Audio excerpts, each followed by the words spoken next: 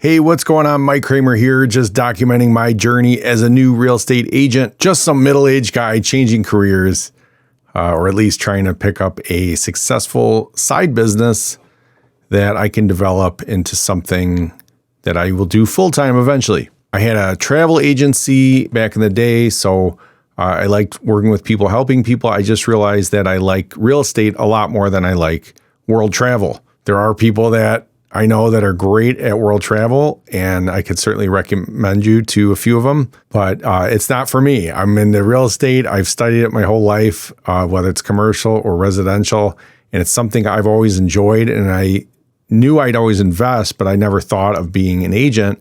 It just seemed too competitive to me. Not having a, traditional sales background, I didn't think I'd be able to do well at real estate, but I then realized, the bar is kind of low. The stats out there on agents are 87% of real estate agents fail. That means only 13 remain and are still a real estate agent. And the definition of fail is really that they quit. They just leave the industry altogether after their first or second year. I think after their second year, one statistic shows 87% of real estate agents will fail within their first 5 years. So there's some other stats out there interesting about real estate, and I just didn't think I could succeed in it until I realized that the bar was low. And what I mean by that, I don't mean any disrespect. I don't want to insult any agents, especially not the good ones out there.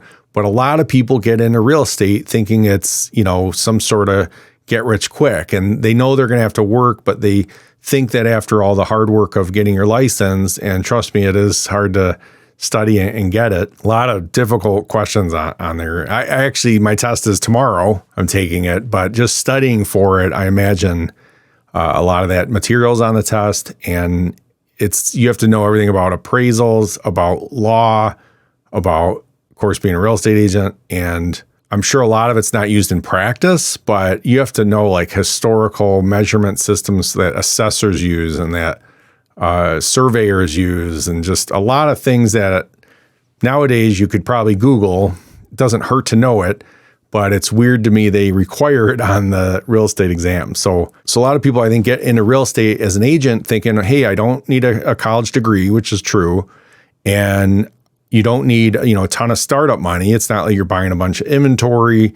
You're not, buying some mentor class from some guru that's $3,000, $5,000, $6,000, $10,000 for some of these for affiliate marketing, or learning other high ticket affiliate marketing, guru tricks and stuff, where most of those people fail. And the only ones that make it are people that have a huge following already, or are willing to harass people for 5 years or more online until they gather a following. And even then, their income's very inconsistent. So, it's very low barrier to entry aside from the test, the realtor or real estate exam, the license exam.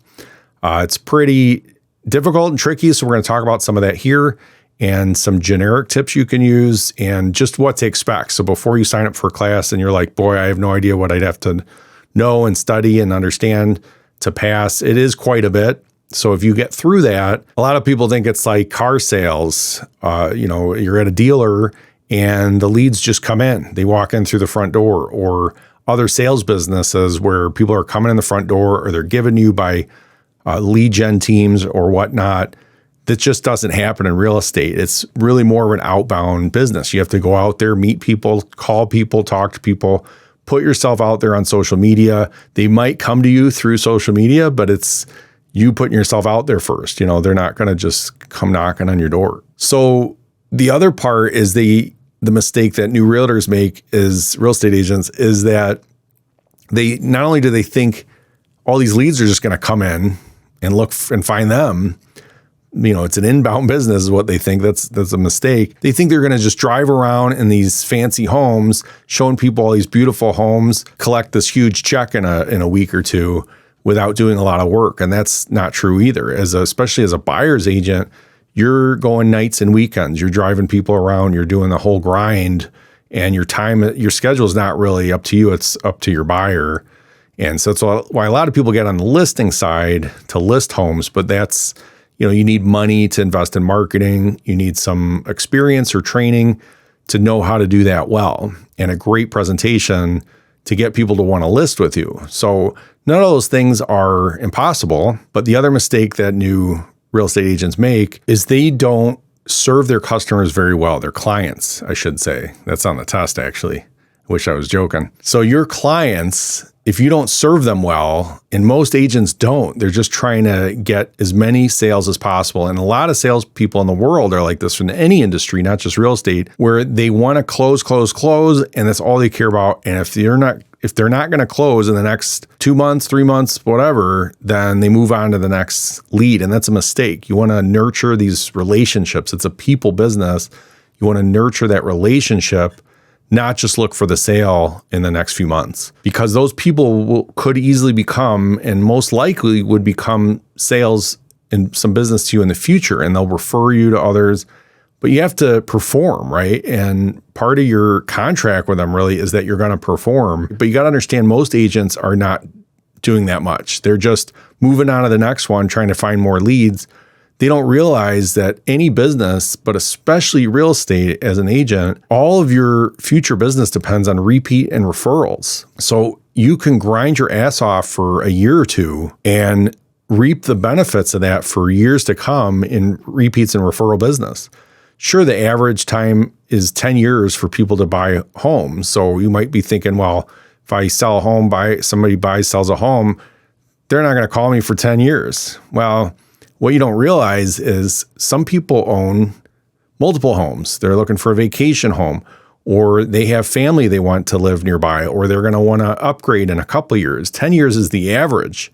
So you got your people that buy a house, live there for 80 years, and you got people that move every 2 years. There's a lot of people that have more money, they have sales jobs, and they move from town to town, city to city all the time. Not to mention, they know people, they have friends, and they could refer you. They have a network of people. If you make one person really, really happy by doing an outstanding job as their agent, they're going to love to refer you. They're going to say, you got to call this guy. He's awesome, right? Better than anyone else I've dealt with in the past. They're the best. I'm sure you have people like that you'd refer. I have pizza places I send people to because they're amazing. I have, a different thin crust pizza recommendation than a deep dish Chicago pizza recommendation. I have a garage repair guy just came by. He just left, fixed my garage door. I would recommend him to anybody, to my mother. He's fantastic, great pricing, great honest business.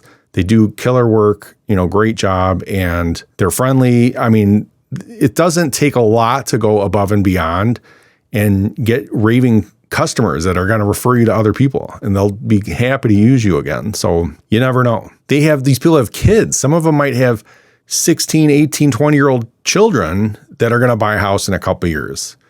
So don't think that those people aren't going to call you for 10 years and that you gave up. It's all about nurturing these relationships.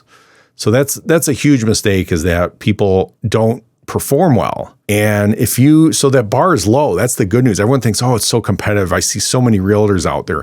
Anyone posts on a Facebook page or group, right? You've seen this, where, hey, anyone wondering, I'm looking to buy or sell a home in that area.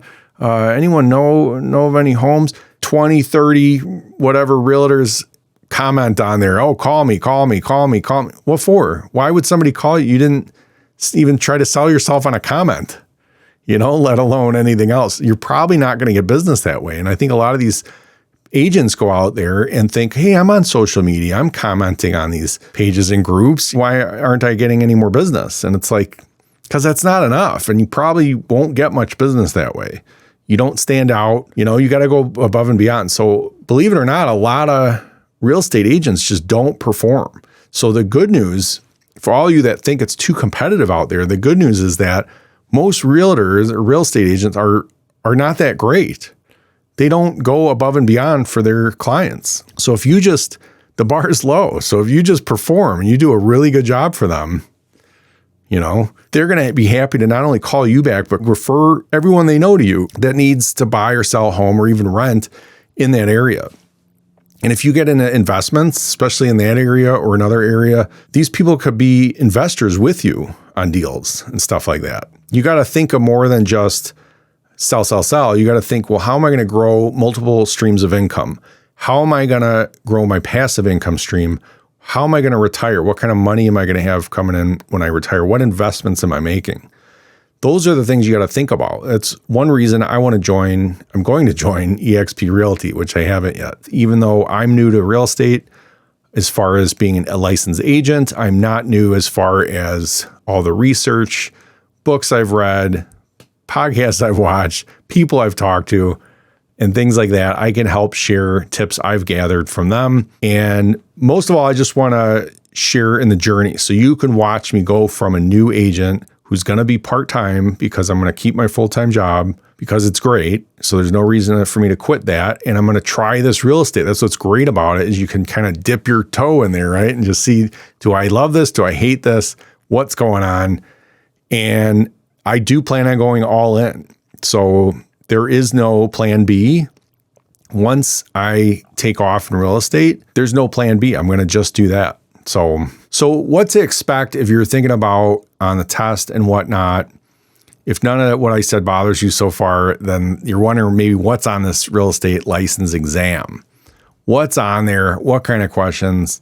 What kind of math do I need to know? Well, it's not easy, right? I could throw some of these questions past you and just show you the kind of math. There's a lot of terms, a lot of weird, not just Latin terms like in law, but there's like, you need to know the difference between a statutory lien, a voluntary lien, and a general lien. And what is a lien? And then different types of covenants, different types of tenancy or occupation, ways to take title of a property, tenancy in common versus tenancy by the entireties. There's joint tenancy. You got to understand survivorship. I'm not just trying to throw out words. This is all the types of things, crazy, I guess not crazy, but just different things you need to memorize and know about and understand to pass this exam. So they'll give you word problems. Like, here's one example. I don't know if this is on the test, just stuff like this is on the test, right? So somebody owns 50 acres of land with 500 feet of frontage on a lake. They want to subdivide the parcel into saleable lots, but want to retain control over the lake frontage while allowing lot owners to have access to the lake. What types of access rights would provide the greatest protection for a potential buyer? The answer is an appurtenant easement. So these are just the types of things I never thought I'd have to know to pass a real estate exam. And that one at least makes some sort of sense in that it has to do with real estate. There's a lot that have to do with lending laws and calculating lending rates and things that really lenders are going to do. So I understand you should know the concepts and things like that, but you have to learn words like chattel. What is chattel? What is severalty? What's effective age of a home? When an appraiser uses the phrase effective age, what does that mean? What type of agency relationship is created when a listing on a residential property signed? What's a special agency versus a general agency? What's a unilateral contract versus a bilateral contract? How about an open agency? Things like that. So I'm not trying to bore you to death, but just want to give you an idea. People are wondering, well, what's on the exam? What if I take a class? What kind of stuff's on there? A lot of these classes they're at least, I think $300 is probably the cheapest I've seen, maybe $200, but for real estate classes. So you're going to pay a few $100s. Some people don't know what to expect. So I just want to give you some idea so you know what to expect, to know if this is something you want to pursue or not. You have to know things like, what is a writ of execution? How big is a section? It's 640 acres, but it's 1 square mile. That's something I didn't know. You got to know all about title searches, special assessments, ad valorem, aggrieved parties, clouds on titles, conveyance, a lot of things about conveying titles, lis pendens, what are emblements? Emblements. I don't even know how to say it.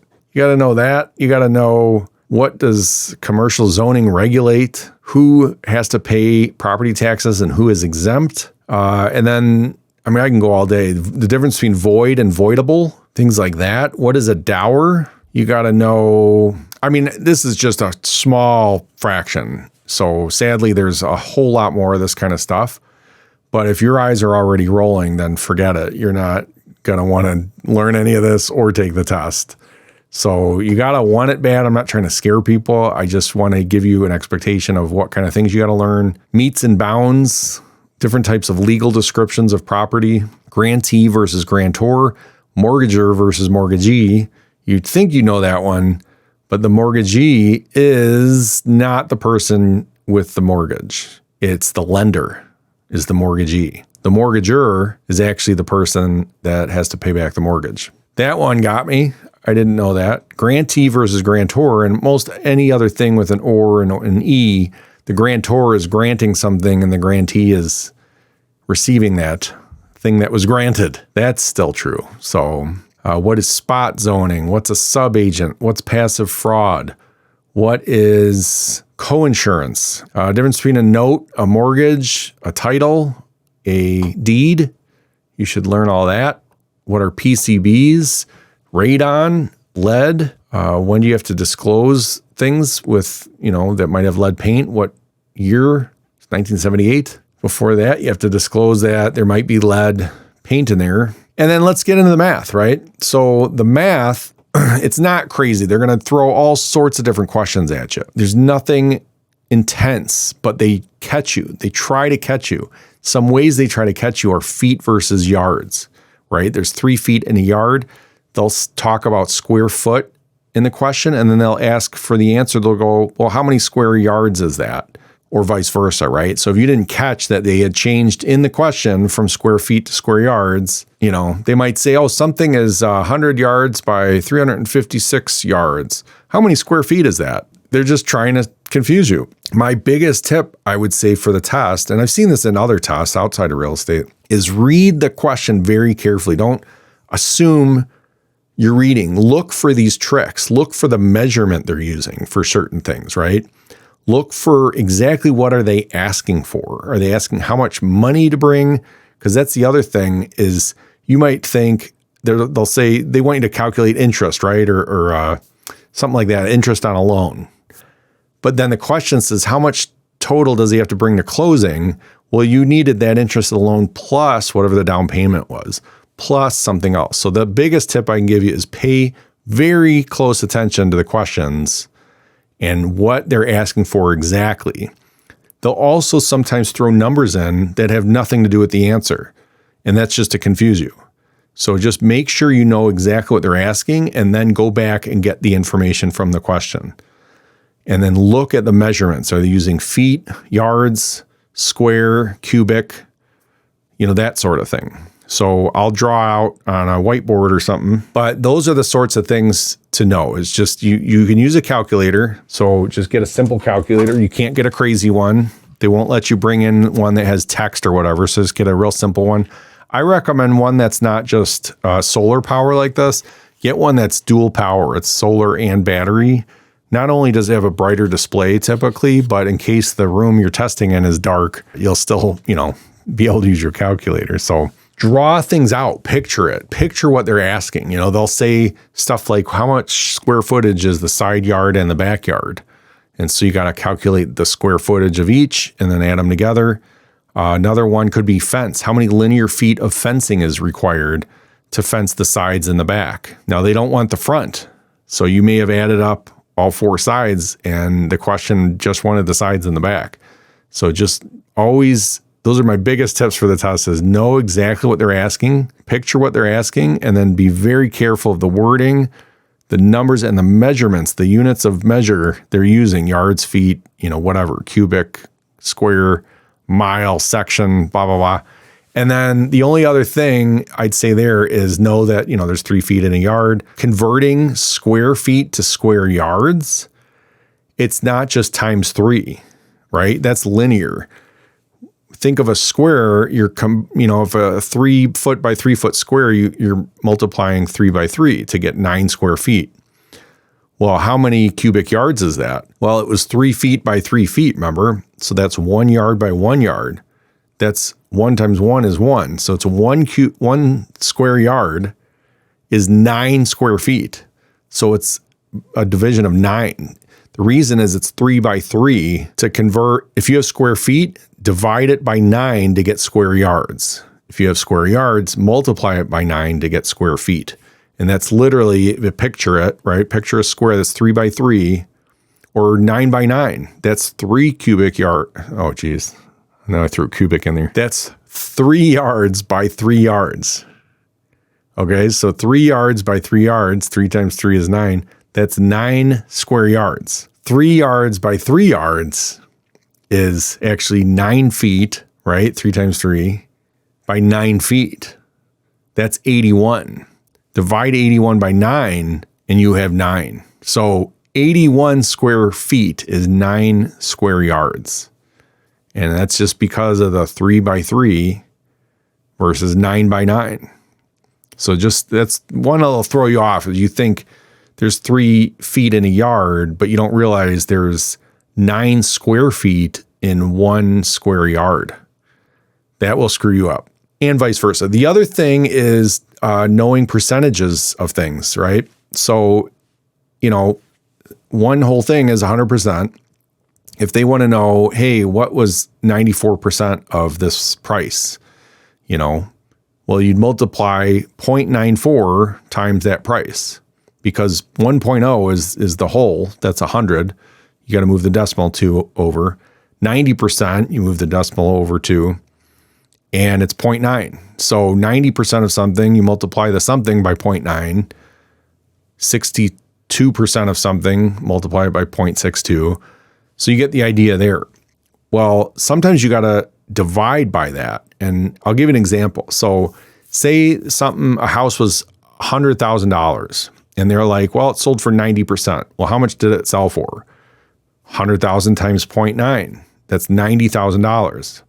So okay, it sold for 90,000. They will sometimes do that, or they'll say something sold for $90,000, which was 10% lower than the list price.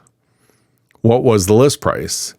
And so you have to divide by 0.9, because if something was 90,000, you divide it by 0.9. That's the same as taking that 100,000 and multiplying it by 0.9. I mean, it's the reverse. It's the inverse. So 100,000 times 0.9 is 90. If you want to know what that list price was of 100, but your only number you have is 90,000 and 10%, and 90,000 was 10% lower than the list, take 90,000, divide it by 0.9, and you'll have 100,000. That's a different question than saying, hey, something was $90,000 and the list price was 10% higher than that. Well, how do you get that? You multiply 90,000 by 1.1, because that's 10% higher than 90,000.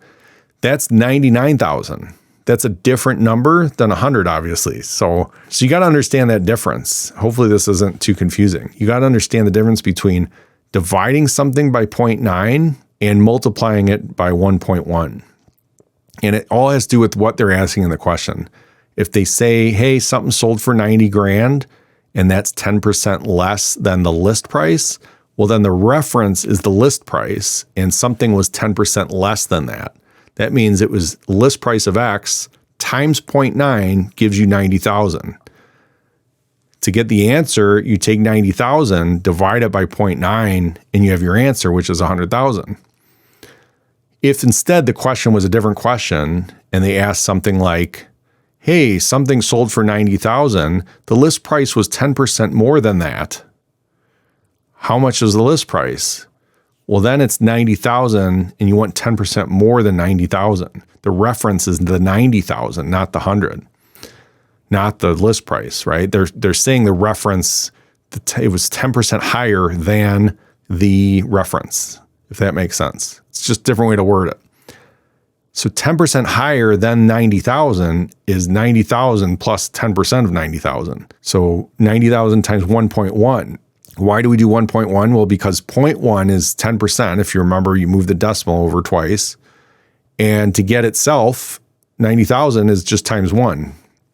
So you could do 90,000 times 0.1, which is 9,000, and then add that to the 90,000. But that's just a longer way to do the same thing. If you just multiply 90 by 1.1, you're saying, hey, I want 110% of 90,000 or 10% higher than 90,000, which is 99,000. So they will put these multiple choice questions. They'll have 99,000 as the answer and 100,000 as the answer. And you better know your reference points.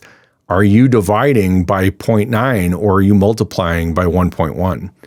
So those are the sorts of things. Hopefully that makes sense. I can give you more examples I can come up with, but that's the kind of stuff. It's not crazy math, right? It's just multiplying and dividing, but you have to understand these concepts of percentages and values and where the reference point is. And if you get thrown off by that, which is very easy to do, you're going to get the question wrong. And you need to get a 75%, I think, or higher to pass the exam. My real estate exam is tomorrow. It's Saturday at 1 p.m. I think I'm going to find out same day if I passed or not. I'll let you guys know.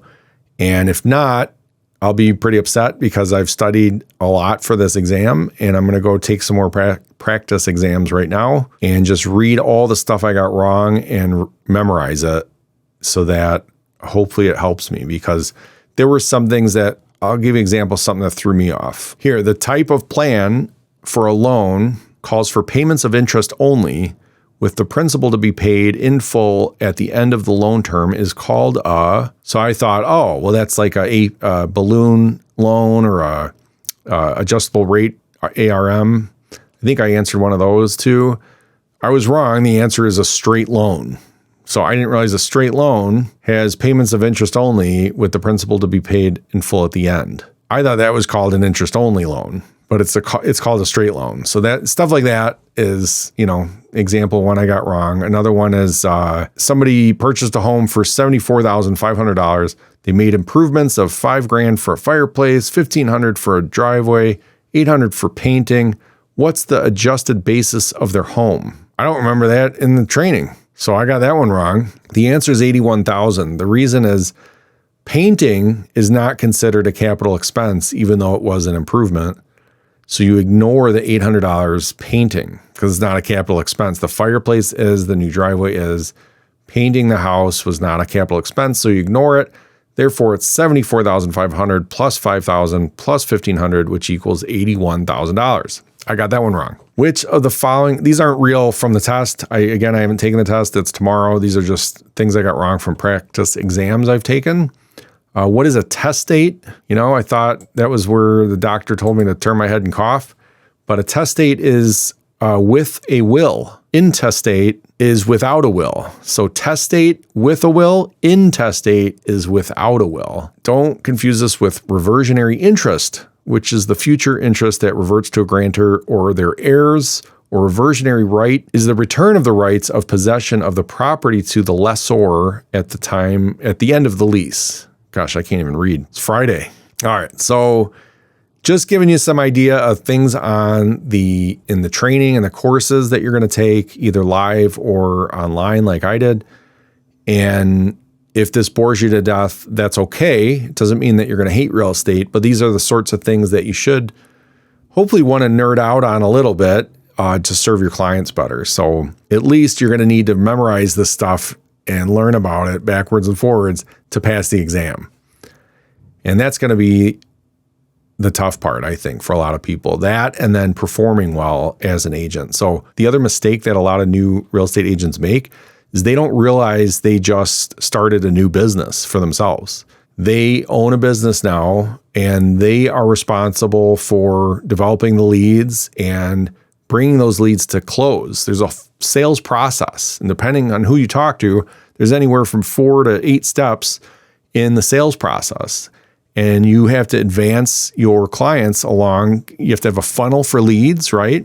X number of calls gets down to this many contacts, it gets down to this many appointments and that many signed agreements and that many closings. So you have this funnel that kind of goes down with the numbers. You got to know those numbers. You got to improve your numbers. And you're responsible for generating all those leads. So it's your own business. You can't just wake up one day and go, I don't feel like working today, because you won't get paid. I mean, I'm oversimplifying it. You might get paid still, but no one's just giving you money, right? You got to go out there and earn it. And now the plus side of that is you can earn a whole lot more than anyone would be paying you at a job, even doing similar work, if you're right with the right broker, the right brokerage. The brokerage boys. play on words, band idea for real estate agents.